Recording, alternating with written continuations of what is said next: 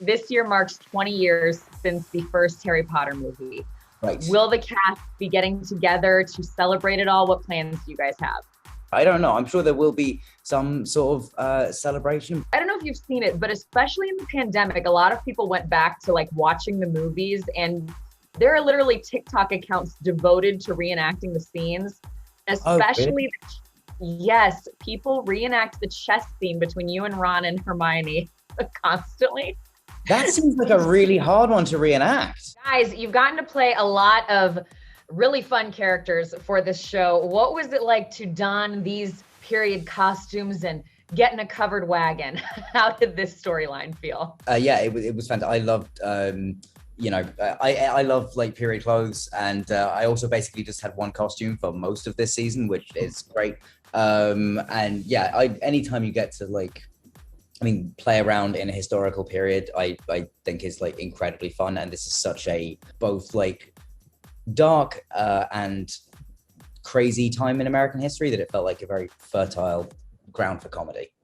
Yeah, it's the wardrobe process for me is always interesting because sometimes that's where I can find the character, and that was true on this. And like Dan, I basically had one outfit. You know, maybe there were some subtle changes along the way. Yeah, and Steve, I'll go to you for this. I mean, I grew up learning about Oregon Trail, and the computer game was very big. Did you recall this from your school years? And Daniel, I don't know if you ever learned about it in school. Probably not.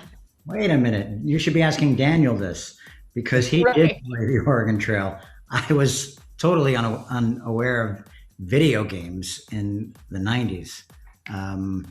Yeah, so I didn't even, I mean, I heard you guys, you know, Dan and a few of our cast members like talking about the video game, and I had no idea what they were talking about. Oh. So Yeah. Daniel, you did play it. Yeah, so I was sent to some like typing course when I was or computer course when I was like 8 or 9, and after like hours of doing like trying to pretend I knew what MS DOS was, they would let you play like 20 minutes of Oregon Trail, and so yeah, it was the highlight of every day. And it was great. I was very, very bad at it, as I feel like, you know, giving children a game about like long-term planning is not really it's not going to go well, but yeah, it was very, very fun. Well, like you said, I mean, it's a grim time, but you guys certainly have fun with it. Steve, what was it like for you to get to play an outlaw in this one? I just love watching you because it feels like you're just delighting in like, I don't know. And even some of I mean, there's fart jokes that had me laughing. I love it. I just loved being able to escape and laugh. Yeah, what was fun about playing Benny the Teen is that I think he really enjoys being an outlaw. Yeah, he gets frustrated when he's not recognized, or if people, sort of joke about him being too old to still be called Benny the Teen. But that's, that was, that all just adds to the fun of having, all this richness in the character to play with, and then getting to be with our cast. Now this is the third season, and we really feel like a company, like this ensemble, and the fact that we get to play different roles each season and in different setting, and this year a western. Yeah, it was pretty exciting. And Daniel, you're a reverend. You really played him straight and committed. He's a guy he wants to do good. Yeah, I mean that's the thing. I feel like you have to start from that place, particularly because like by the time you get to the end of the season, he has fallen so far in terms of like the Oregon Trail takes a toll on it really is a test of faith and of his kind of rigid morality. But yeah, certainly in the first episode, he's somebody that is just very, very earnestly trying to help the people around him, even though no one wants to listen to him.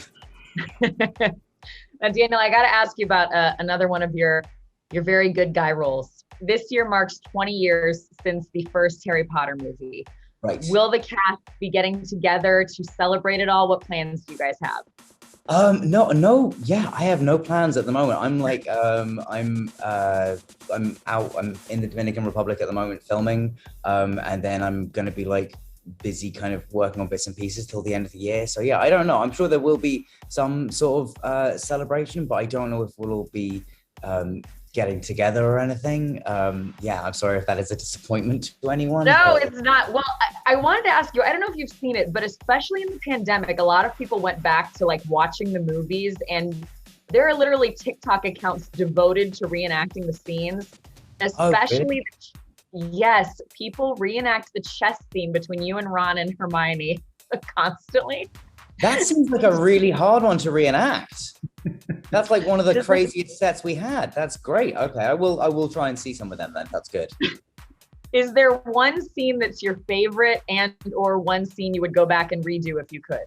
One scene I would go back and redo. They let me do the coolest stunt I've ever been able to do was a 40-foot fall down a roof.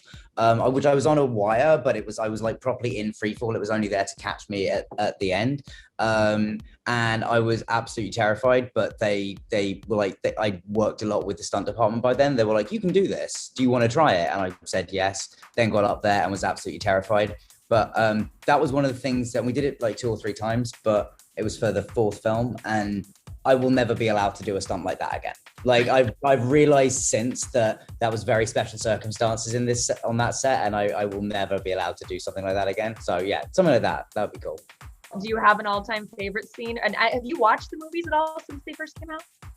Not since they first came out. I've seen like bits on TV for seconds before I go like, oh, or if it's a scene someone else is in, I'll be like, oh, cool. But yeah, I mean, I have really, really fond memories of all of my scenes with like Gary Oldman and David Thewlis. They were some of the first scenes on like the 3rd and then the 5th film where I like started to feel like a young man who was like trying to figure out what acting was, and they were, yeah, they were pretty cool people to be around. Pretty incredible. Steve, I think the only thing that might have made those movies better would have been adding you to them.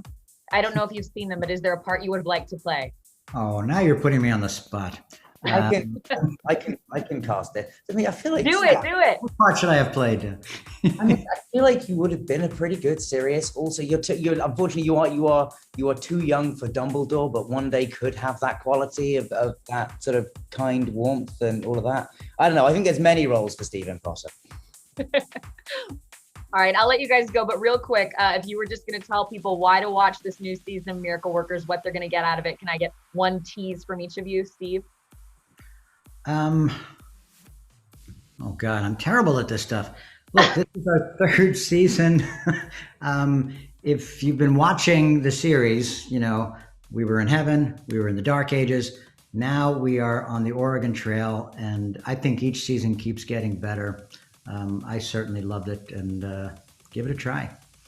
Yeah, I should probably mention that there is a dance scene in one of the episodes that is absolutely top 5, one of the most insane things I have ever filmed. So yeah, tune in for that as well.